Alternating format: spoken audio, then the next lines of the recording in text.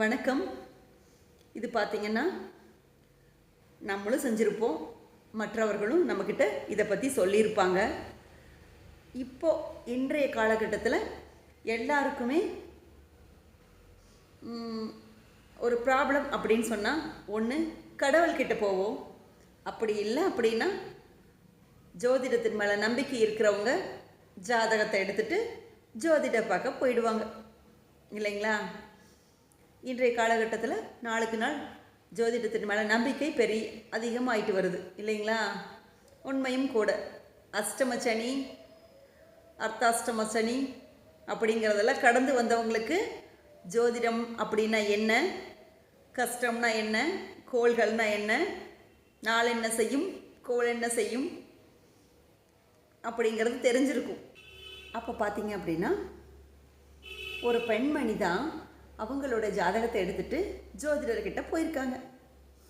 அவங்க, ஐயா குரு பயிற்சி நல்லா இருக்குன்னு சொன்னீங்களே, பார்த்தீங்கன்னா இருக்கிற வேலையும் விட்டுட்டு நான் வீட்டில் இருக்கேங்க அப்படின்னு சொல்லியிருக்காங்க. அதுக்கு அவர் சொன்னாராம், ஆமாம்மா நீங்கள் ஏன் வேலையை விட்டு வந்தீங்க அப்படின்னு கேட்டிருக்காரு. ஐயா நான் எப்பவும் போல் நல்லபடி தான் வேலை செஞ்சுட்டு இருந்தேங்க. என் கூட இருக்கக்கூடியவங்கள நம்பி சில விஷயங்கள்லாம் சொன்னேன். நான் எல்லாருமே பேசணும், அவங்களும் பேசினாங்க. நான் பேசுனதை மட்டும் ரெக்கார்ட் பண்ணி கொண்டு போய் காமிச்சிட்டாங்க ஐயா. ஆனால் அது உண்மையாக பொய்யான்னு கூட தீர விசாரிக்கல. அவங்க என் மேலே ரொம்ப கோவப்பட்டாங்க. இன்னும் சொல்ல போனான்னு பார்த்தீங்கன்னா என்னால் சொல்லக்கூட முடியல. ரொம்ப ரொம்ப மனசு கஷ்டமாக இருக்குதுங்க ஐயா.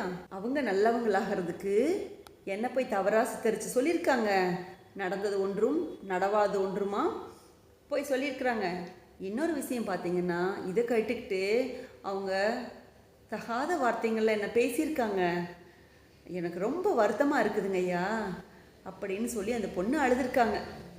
மாமா நீங்கள் வருத்தப்படாதீங்க.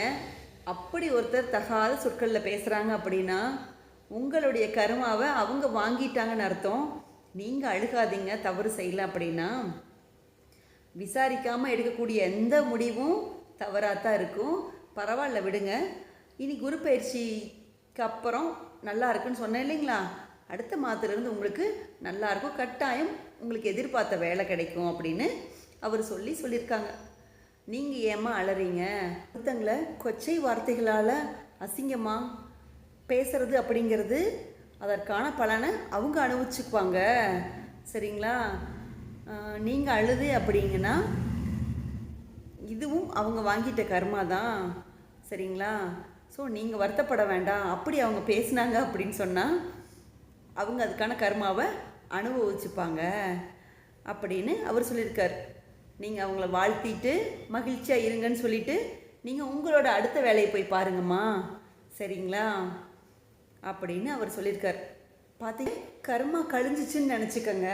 அப்படி உங்களை பேசி அவங்க உங்களை அழுக வச்சாங்கன்னா அவங்க உங்களோட கர்மா வாங்கிட்டதாகவும் உங்களுடைய கர்மா கழிஞ்சிச்சின்னு நினச்சிக்கோங்க. பார்த்திங்கன்னா நிறைய சித்தர்கள் பார்த்திங்கன்னா ஒன்று அடிப்பாங்க, இல்லை சிலர்கிட்ட பேசவே மாட்டாங்க. அடி வாங்கினாவோ பேசுறது, சிலர் பார்த்திங்கன்னா காரி உமிழ்வாங்க. அவங்க பார்க்குறதுக்கு ரொம்ப அழகாக நல்லாலாம் இருக்க மாட்டாங்க. அருவருக்கக்கூடிய தோற்றத்தில் கூட தான் இருப்பாங்க. ஆனால் சித்தர்கள்னு சொல்லி பெரிய பெரிய ஆளுகள்லாம் அவங்க காலில் விழுவாங்க. அவங்க உடைகளெல்லாம் கந்தலாக இருக்கும். நிறைய பேர் குப்பைகளை கையில் வச்சுருப்பாங்க. ஏன்னு பார்த்தீங்கன்னா அவங்க ஒருத்தரை அடித்தாவோ திட்டினாவோ காரி உமிழ்ந்தாவோ நம்மளுடைய கர்மா கழிஞ்சதுன்னு அர்த்தம். அதனால் உங்களை ஒருத்தர் கொச்சை வார்த்தையில் திட்டுறாங்கன்னா உங்கள் கர்மா கழிஞ்சிச்சுன்னு நினச்சிக்கோங்க அப்படின்னு சொல்லி அந்த அம்மாவை சமாதானப்படுத்தியிருக்காரு. அதோடு மட்டும் அவர் விடலை. ஜாதகம் அப்படின்னு பார்க்குறக்கு நீங்கள் வந்தீங்க அப்படின்னா நான் சொல்கிறதெல்லாம் நீங்கள் எதுக்கு ஜாதகம் பார்க்குறது? நல்ல விஷயம் எப்போ வந்தாலும் நம்ம ஏற்றுப்போம். இந்த மாதிரியான விஷயங்கள் கோபப்படுறது, நமக்கு முன்னாடி நடக்கக்கூடிய விஷயங்கள் என்னங்கிறது தெரிஞ்சுக்கிறதுக்காகத்தான் நம்ம பார்க்குறோம். அதை பார்த்துட்டு கோவில்களுக்கு போக சொல்லுவோம். அந்த டைமில் நீங்கள் ரொம்ப ஜாக்கிரதையாக இருங்க, கோவப்படாதீங்க, இப்படியெல்லாம் வரும்னு சொன்னால் அதெல்லாம் நீங்கள் குறிப்பெடுத்துட்டு நீங்கள் மனசில் வச்சுக்கிட்டு அதன் பிரகாரம் நடக்கணும். அதற்காக தான் இது பார்க்குறது.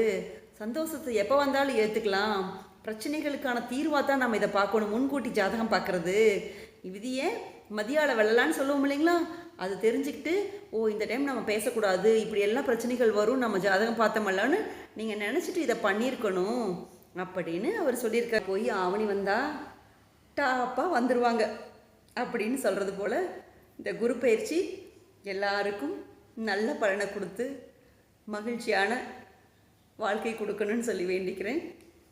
சிவாய நமக்கு.